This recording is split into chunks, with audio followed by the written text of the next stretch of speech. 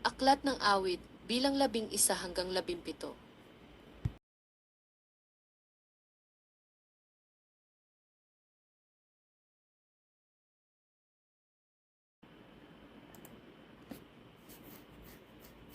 Awit bilang 11. Sa Panginoon ay nanganganlong ako. Ano't inyong sinasabi sa aking kaluluwa, tumakas ka na gaya ng isang ibon sa iyong bundok. Sapagkat, narito, binalantok ng masama ang busog, kanilang inihahanda ang kanilang palaso sa bagting, upang kanilang mapahilagpusan sa kadiliman ang matuwid sa puso. Kung ang mga patibayan ay masira, anong magagawa ng matuwid? Ang Panginoon ay nasa kanyang banal na templo, ang Panginoon, ang kanyang luklukan ay nasa langit, ang kanyang mga mata ay nagmamalas, ang kanyang mga talukap mata ay nagmamasid sa mga anak ng mga tao.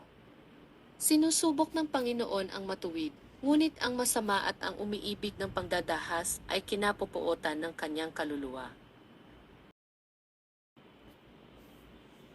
Sa masama ay magpapaulan siya ng mga silo, apoy at azufre at nag-aalab na hangin ay magiging bahagi ng kanilang saro. Sapagkat ang Panginoon ay matuwid, minamahal niya ang katuwiran, mamasdan ng matuwid ang kanyang mukha.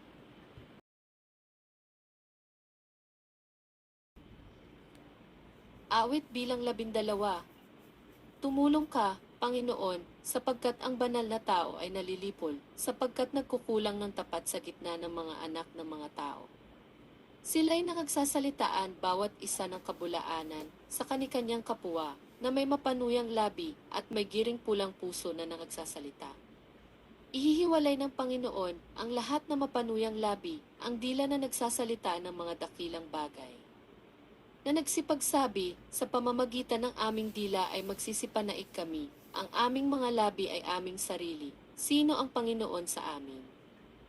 Dahil sa pagsamsam sa dukha, dahil sa buntong hininga ng mapagkailangan, titindig nga ako, sabi ng Panginoon, ilalagay ko siya sa kaligtasang kanyang pinagmimitian. Ang mga salita ng Panginoon ay mga dalisay na salita, na gaya ng pilak na sinubok sa horno sa lupa, na makapitong dinalisay. Iyong iingatan sila, o Panginoon, iyong pakaingatan sila mula sa lahing ito magpakailanman. Ang masama ay naggala saan saan man. Pagka ang kapariwaraan ay natataas sa gitna ng mga anak ng mga tao.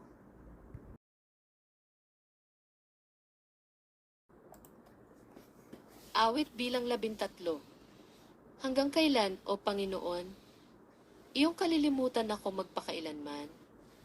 Hanggang kailan ikukubli mo ang iyong mukha sa akin? Hanggang kailan kukuhang payo ako sa aking kaluluwa na may kalumbayan sa aking puso buong araw?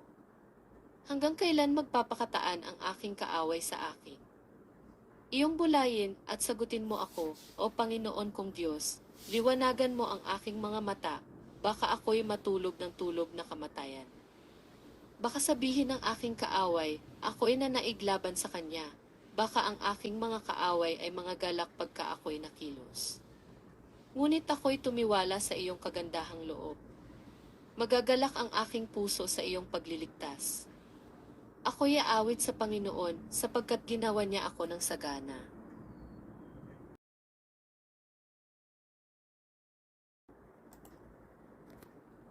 Awit bilang 14 na. Ang mangmang ay nagsabi sa kanyang puso, walang Diyos, sila ay nangapapahamak, sila ay nagsigawa ng kasuklam-suklam na mga gawa, walang gumagawa ng mabuti. Tinutunghan ng Panginoon ang mga anak ng mga tao mula sa langit upang tingnan kung may sino mang nakakaunawa na hinahanap ng Diyos.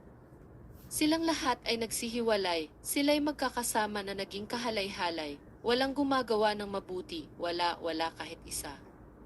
Wala bang kaalaman ang lahat na manggagawa ng kasamaan? Na siyang nagsisikain sa aking bayan na tila nagsisikain ng tinapay at hindi nagsisitawag sa Panginoon. Dooy na nga pa sa malaking katakutan sila, sapagkat ang Diyos ay nasa lahi ng matuwid.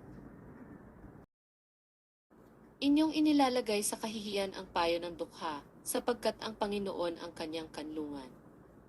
O kung ang kaligtasan ng Israel ay nanggagaling sa Sion, kung ibabalik ng Panginoon ang nangabihag ng kanyang bayan, magagalak nga ang Jacob, at masasayahan ang Israel.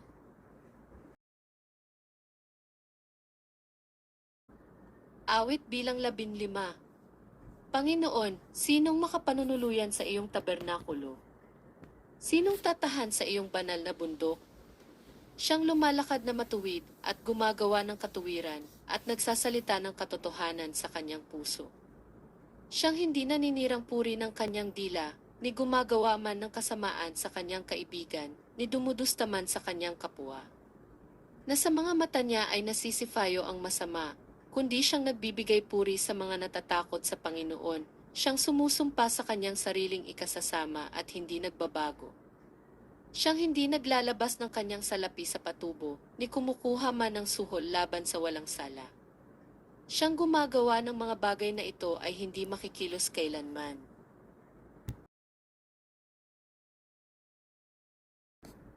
Awit bilang 16 na. Ingatan mo ako, O Diyos, sapagkat sa iyo nanganganlong ako. O kaluluwa ko, iyong sinabi sa Panginoon, ikaw ay aking Panginoon, ako'y walang kabutihan liban sa iyo. Tungkol sa mga banal na nangasa lupa, sila ang maririlag ng mga kinalulugdan kong lubos. Ang mga kalumbayan nila ay dadami na nangaghahandog sa ibang Diyos. Ang kanilang inuming handog na dugo ay hindi ko ihahandog, ni sasambitin man ang kanilang mga pangalan sa aking mga labi. Ang Panginoon ay siyang bahagi ng aking mana at ng aking saro, iyong inaalalayan ang aking kapalaran. Ang pising panukat ay nangahulog sa akin sa mga maligayang dako. Ako'y may mainam na mana. Aking pupurihin ang Panginoon na nagbibigay sa akin ng payo. Tinuturuan ako sa gabi ng aking puso. Aking inilagay na lagi ang Panginoon sa harap ko, sapagkat kung siya ay nasa aking kanan, hindi ako makikilos. Kaya't ang aking puso ay masaya, at ang aking kaluwalhatian ay nagagalak. Ang akin namang katawan ay tatahang tiwasay. Sapagkat hindi mo iiwan ang aking kaluluwa sa libingan, ni hindi mo man titiisin ang iyong banal ay makakita ng kabulukan. Iyong ituturo sa akin ang landas ng buhay, nasa iyong harapan ang kapuspusan ng kagalakan. Sa iyong kanan ay may mga kasayahan magpakailanman. Awit bilang 17. Dinggin mo ang matuwid, O Panginoon, pakinggan mo ang aking daing, ulinigin mo ang aking panalangin, na hindi lumalabas sa mga magdarayang labi. Manggaling sa iyong harapan ang aking kahatulan, masdan ng iyong mga mata ang karampatan. Iyong sinubok ang aking puso, iyong dinalaw ako sa kinagabihan, iyong nilitis ako, at wala kang nasumpungan, ako'y nagpasya na ang aking bibig ay hindi sasalangsa. Tungkol sa mga gawa ng mga tao, sa pamamagitan ng salita ng iyong mga labi. Ako'y nagingat sa mga daan ng pangdadahas. Ang aking mga hakbang ay nagsipanatili sa iyong mga landas, ang aking mga paa ay hindi nangadulas. Ako'y tumawag sa iyo, sapagkat ikaw ay sasagot sa akin, O Diyos. Ikiling mo ang iyong pakinig sa akin, at dinggin mo ang aking pananalita. Ipakita mo ang iyong mga kagilagilalas na kagandahang loob, o ikaw na nagliligtas sa kanila na nagsisipagkanlong sa iyo. Sa nagsisibangon laban sa kanila sa pamamagitan ng iyong kanan.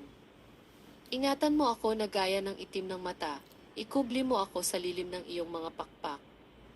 Sa masama na sumasamsam sa akin, sa aking mga kaaway na nagsisipatay, na nagsisikubkob sa akin. Sila'y nangabalot sa kanilang sariling taba, sila ay nangagsasalita ng kanilang bibig na may kapalaluan. Kanilang kinubkob nga kami sa aming mga hakbang, itinititig nila ang kanilang mga mata upang ibuwal kami sa lupa. Sila'y parang leon na masiba sa kanyang huli at parang batang leon na nanunubok sa mga lihim na dako. Bumangon ka, O Panginoon, harapin mo siya, ilugmok mo siya, iligtas mo ang aking kaluluwa sa masama sa pamamagitan ng iyong tabak. Sa mga tao, sa pamamagitan ng iyong kamay, O Panginoon, sa mga tao ng sanglibutan, na ang bahagi nila ay nasa buhay na ito, at ang tiyan nila ay pinupuno mo ng iyong kayamanan, kanilang binubusog ang kanilang mga anak, at iniiwan nila ang natira sa kanilang pag-aari sa kanilang sanggol. Tungkol sa akin, aking mamasdan ang iyong mukha sa katuwiran, Ako'y masisiyahan pagka bumangon sa iyong wangis.